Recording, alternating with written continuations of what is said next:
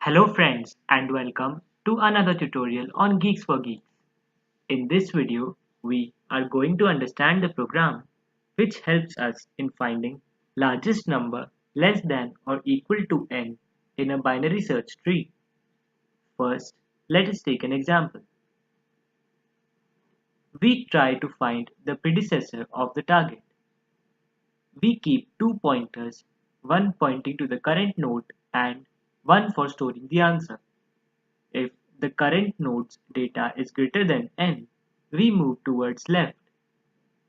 In the other case, when current node's data is less than n, the current node can be our answer and we move towards right. Now, let us see the algorithm. Let us take a key as 4. So, we pass 5, which is the root, and 4 to key in the find floor function. We take two nodes cur which points to root and ans which points to null.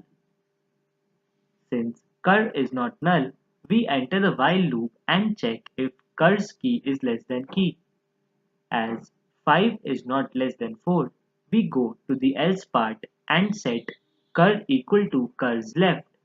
So cur will now be equal to 2. We continue with the while loop. Now, as cur is less than key, we set ans equal to cur and cur to cur's right. Since cur key is less than key, we set ans to cur and cur to cur's right. Now, as cur is null, we break out of the while loop. Since we have an answer, we return answer's key. Hence, 3 is the output. With this, we come to an end of this tutorial. For any doubts or suggestions, please leave them in the comment section below. Thank you for watching.